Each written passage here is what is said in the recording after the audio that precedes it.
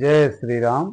आज हम सुंदरकांड के नामकरण पर चर्चा करेंगे और प्रायः श्री रामचरितमानस के जो 7 कांड हैं उन 7 कांडों में सुंदरकांड के नामकरण को लेकर के चर्चा होती है। विद्वानों ने अपने बहुत सारे मत दिए हैं, लेकिन मैंने जो समझा, मैंने जो पाया, वो मैं अपने विचार से आप सबको बताना चाह रहा हूँ। देखिए, सुंदरकांड वस्तुतः गोस्वामी जी के श्री रामचरितमानस 5वां सोपान है, उसी का नाम है सुंदरकांड। कांडों की जो विधा है वो वाल्मीकि रामायण में है। वाल्मीकि रामायण में सुंदरकांड नाम दिया गया है 5वें कांड, जबकि श्री रामचरितमानस में गोस्वामी जी ने प्रथम सोपान, द्वितीय सोपान, तृतीय सोपान, चतुर्थ सोपान और पंचम सोपान के रूप में सुंदरकांड का नाम दिया। मेरा ये मानना है कि लंका त्रिकूट पर्वत पर बसी थी और उस त्रिकूट पर्वत के 3 शिखर थे। एक पहला था नील शिखर, जिस पर लंका बसी हुई थी। दूसरा था सुबेल शिखर, जो पूरा मैदान था, खुला था। और तीसरा था शिखर सुंदर शिखर, जहाँ पर अशोक वाटिका थी और जहाँ पर किशोरी जी विराजमान थे। क्योंकि इसी सुंदर शिखर पर यह चरित्र हुआ सुंदरकांड का, इसीलिए इसका नाम सुंदरकांड है। दूसरी बात कि महर्षि वाल्मीकि जी ने रामचरित की रचना करने में बड़ी ही विलक्षण, बड़ी ही सुंदर काव्य शैली, जैसे कि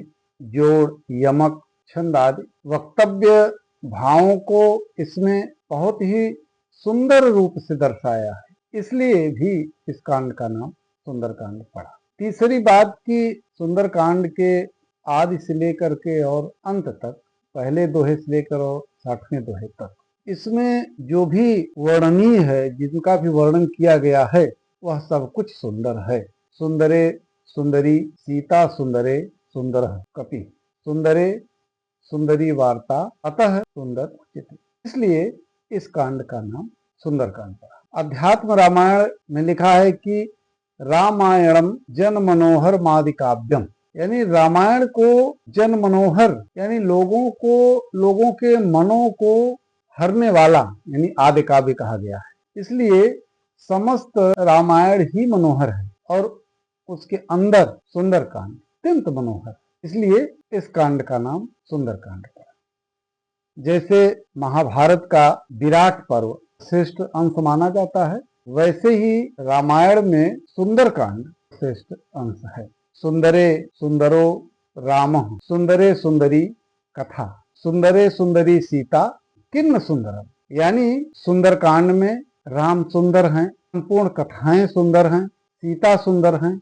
सुंदर में क्या सुंदर नहीं है, अर्थात सब कुछ सुंदर है, इसलिए इस कांड का नाम महर्षि वाल्मीकि ने सुंदरकांड रखा। एक और बात, 6वीं, इस कांड का जो आरंभ है और इसका जो उपसंहार है, यानी इसका जो अंत है, दोनों मन को भाने वाले हैं, यानी मन भावन है। जैसे आरंभ होता है, जामवंत के वचन सुहाए, सुनी हनुमंत हृदय अति भाए, ये आरंभ है। और उपसंहार है, निज भवन गौने हूँ सिंधु, श्री रघुपति यह मन भायो, जिसका आरंभ और अंत दोनों मन भावन है, इसलिए इस कांड का नाम सुंदरकांड पड़ा। अगली बात मैं कहना चाहूंगा कि कांचीपुरी के 2 भाग हैं, एक है शिव कांची और दूसरा है विष्णु कांची। ठीक वैसे ही सुंदरकांड में 2 चरित्र हैं, पूर्वार्ध में हनुमत चरित है और उत्तरार्ध में श्री राम चरित्र है, इसलिए हरिहरात्मक होने से इस कांड का नाम सुंदरकांड पड़ा। 8वीं बात कि सिंधु तीर एक भूधर सुंदर, जहां से हनुमान जी छलांग लगाते हैं, वह जो सुंदर जो भूधर था, जो शुरुआत ही है सुंदर से है। वाल्मीकि रामायण में दिया है कि उस पर्वत का नाम, श्री रामचरितमानस में तो नहीं है, लेकिन वाल्मीकि रामायण में उस पर्वत का नाम महेंद्र पर्वत बताया गया है।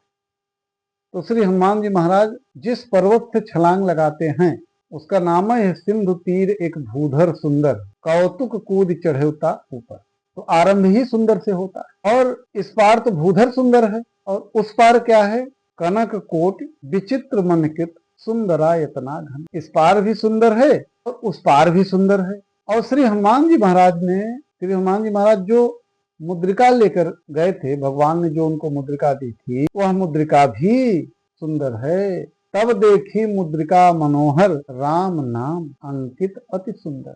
और यही नहीं, जब हनुमान जी महाराज को भूख लगी तो उन्हें वहां के फल फूल भी सुंदर दिखे। उन्होंने किशोरी जी से कहा कि सुनहु मात मोहि अतिशय भूखा, लाग देख सुंदर फल रूखा। यह कथा ही अति सुंदर है। सावधान मन कर पुनि शंकर, लागे कहन कथा अति सुंदर। इसलिए इस कांड का नाम सुंदर कांड पड़ा। जय श्री राम।